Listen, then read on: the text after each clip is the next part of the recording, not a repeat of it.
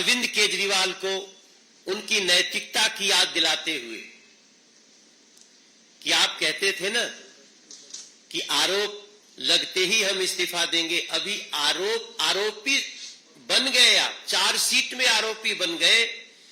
तब मैं पूछना चाहता हूं, दिल्ली की जनता आपसे एक्सपेक्ट कर रही है कि क्या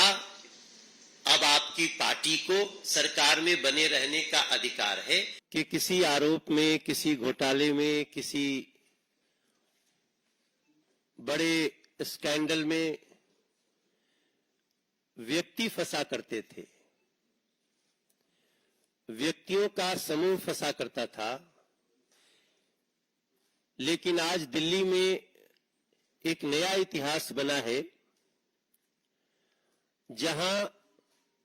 शराब घोटाले में दिल्ली की जनता की, झुग्गी झोपड़ी में रहने वालों की, अनऑथराइज्ड कॉलोनियों में रहने वालों की, रेहड़ी पटरी जैसे कार्य करने वाले लोगों की सुविधा के लिए जो पैसे खर्च होने थे, उस सरकारी खजाने के पैसे को शराब घोटाले में एक बड़ा लूट करने के लिए सीधे राजनीतिक पार्टी ही आरोपित हो गई है। सीधे सीधे आम आदमी पार्टी वही जांच एजेंसी के रिपोर्ट के चार्जशीट में 38 नंबर पे आम आदमी पार्टी, एक राजनीतिक पार्टी, वही आरोपित हुई है, वही चार्जशीट में इस आरोप के साथ आई है कि इस लूट की बेनिफिशियरी ये पार्टी है और उस पार्टी का नाम आम आदमी पार्टी है। अरविंद केजरीवाल जी, उनके खिलाफ जितने साक्ष्य थे, जांच चल रही थी, जिसके तहत वो गिरफ्तार भी हैं। उस अरविंद केजरीवाल ने, जिन्होंने बार बार जीवन में कहा है कि हमारे ऊपर अगर कोई छोटा सा आरोप भी लगा तो हम इस्तीफा दे देंगे। जब केस चल रहा था, जांच एजेंसियां काम कर रही थी, जगह जगह से साक्ष्य आ रहे थे, गवाह अपनी बात कर रहे थे, तब तो खैर उन्होंने नहीं दिया इस्तीफा। लेकिन आज जब वो स्वयं ईडी की चार्जशीट में दिल्ली के शराब घोटाले में 37 नंबर के आरोपी बन गए हैं, अब दिल्ली इस आशा से देख रही है कि शायद उनकी नैतिकता जागे और वो इस्तीफा दें। लेकिन जिस राजनीतिक पार्टी को ही आरोपित कर दिया गया हो किसी ऐसे शराब घोटाले में, वो पार्टी क्या करे? नैतिकता उस पार्टी के लिए आज क्या बनती है? ये सबसे बड़ा सवाल है और ये सवाल देश के हर राजनीतिक पंडित के मन में भी होना चाहिए, होगा भी, दिल्ली की जनता के मन में भी है। और हम सब सांसद के रूप में, दिल्ली के सांसद जहां जा रहे हैं, दिल्ली की जनता यही कह रही है कि इनके खिलाफ कार्रवाई होनी चाहिए। अब सवाल यह भी उठता है कि एक राजनीतिक पार्टी, आम आदमी पार्टी, जो आई ही थी करप्शन के खिलाफ एक्शन करने के लिए, उसके जितनी नैतिक बातें, जितनी कागजी बातें, जितनी मैनिफेस्टो की बातें आप अगर आज अध्ययन करते हैं, तो हमें लगता है इस देश में कोई दूसरी पार्टी इतनी नैतिकता की बात करते हुए तो नहीं आई थी जितना आम आदमी पार्टी। मेरा मानना है कि आज इस सवाल का भी जवाब पूछना चाहती है दिल्ली की जनता कि अरविंद केजरीवाल,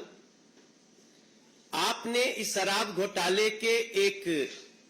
बहुत ही महत्वपूर्ण आरोपी विजय नैयर को, उनके संबंध में आपने कहा ये मुझे नहीं, ये आतिशी जी और सौरभ भारद्वाज जी उनको रिपोर्ट करता था। तो आज दिल्ली की जनता एक सवाल करना चाहती है कि आप मुख्यमंत्री थे, विजय नैयर अगर एक सरकारी बंगले में रहता था तो बंगला किसने इसको दिया था? वो जिस बंगले में रहते थे उसकी अलॉटमेंट कैसे हुई थी, इसका जवाब तो एक चिट्ठी लिख करके जेल से दे देना चाहिए। ऐसे में आज मैं दिल्ली की जनता से भी ये प्रार्थना करूंगा, मुझे भी दिल्ली में सांसद के रूप में कार्य करते हुए मैं 11वें वर्ष में प्रवेश कर गया। तीसरी बार दिल्ली ने हमको सांसद बना के खड़ा किया, और जब हम गली में जा रहे हैं तो मैं आज ये भी बताना चाहूंगा कि दिल्ली की जनता को क्या क्या झेलना पड़ रहा है। आपको जानकर के दुख होगा कि दिल्ली में 2018 के बाद जो 60 साल का हो रहा है, अब उसका बुजुर्ग पेंशन नहीं मिलता है। दिल्ली में पिछले 10 साल में एक भी किसी गरीब का नया राशन कार्ड नहीं बना है, जबकि लगभग 1,72,000 लोग out of 72 lakh total ration card धारी 72 लाख हैं, इसमें 1,72,000 लोग अभी संसार में नहीं है स्वाभाविक रूप से। उसके बाद भी एक गरीब का राशन कार्ड नहीं बना। और हम जब भी कहीं बैठते हैं जन सुनवाई करने, जब भी हम कहीं बैठते हैं लोगों के बीच में, तो उस उपस्थिति का 30% लोग राशन कार्ड के लिए गरीब चिल्ला रहे होते। आप सबको ये दिल्ली के जनता को जानकारी में रहे कि जो 5 लाख रुपए का फ्री ऑफ कॉस्ट इलाज पूरे देश में 55 करोड़ लोग उसमें इनरोल्ड है, जिसमें लगभग 70 से 74 लाख तक की आबादी दिल्ली की है। उनका नाम निबद्ध है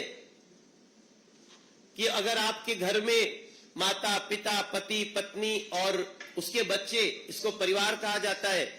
उस डेफिनेशन में, उसको 5 लाख रुपए का इलाज मिलेगा। लेकिन वो दिल्ली में रोका हुआ है अरविंद केजरीवाल जी की सरकार ने, और झूठ बोलते हैं। आपको एक और जानकारी दूंगा इस प्रेस कॉन्फ्रेंस में कि गरीबों को घर देने वाला प्रधानमंत्री आवास योजना, जो 4 करोड़ 21 लाख लोगों को पूरे देश में घर दे दिया है, एक केवल कालका जी का उदाहरण छोड़ दीजिए जो डीडीए की जमीन थी और सरकार की योजना से हुई, वरना दिल्ली के एनसीटी इलाके में प्रधानमंत्री आवास योजना बंद है, उसको चालू नहीं किया गया है। तब मैं पूछना चाहता हूं कि आप 10 साल में क्या दिया है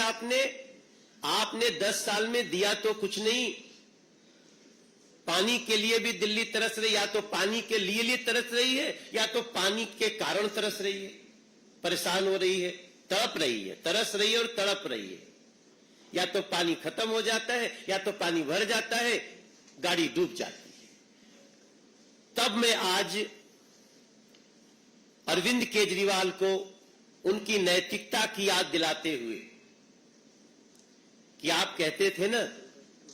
कि आरोप लगते ही हम इस्तीफा देंगे, अभी आरोपी बन गए, आप चार्जशीट में आरोपी बन गए। तब मैं पूछना चाहता हूं, दिल्ली की जनता आपसे एक्सपेक्ट कर रही है कि क्या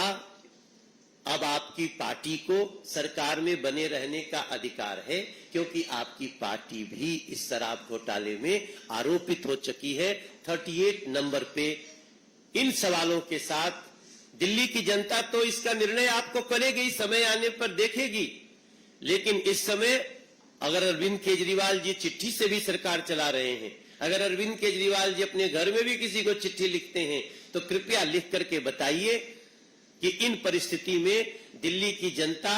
नैतिकता के रूप में आपसे क्या अपेक्षा करे, ये भारतीय जनता पार्टी चाहती है। क्वेश्चंस?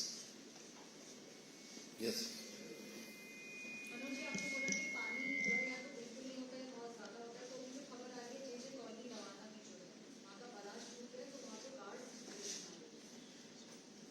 मुनेक नहर आती है जिससे पानी दिया जाता है, उसकी ये घटना अभी हमारे पास थोड़ी देर पहले में पीसी में आने से पहले पता चला है। तो देखिए, जब किसी भी चीज की मरम्मत नहीं होगी, जब किसी चीज का केयर नहीं होगा, तो इसी तरह का समाचार हमको मिलता है। बहरहाल अभी हम लोग अपने स्तर से इसको क्या कर सकते हैं, लेकिन दिल्ली सरकार को इसमें आगे बढ़ना चाहिए और उसको ठीक करना चाहिए, क्योंकि लोग भी बहुत परेशान हैं।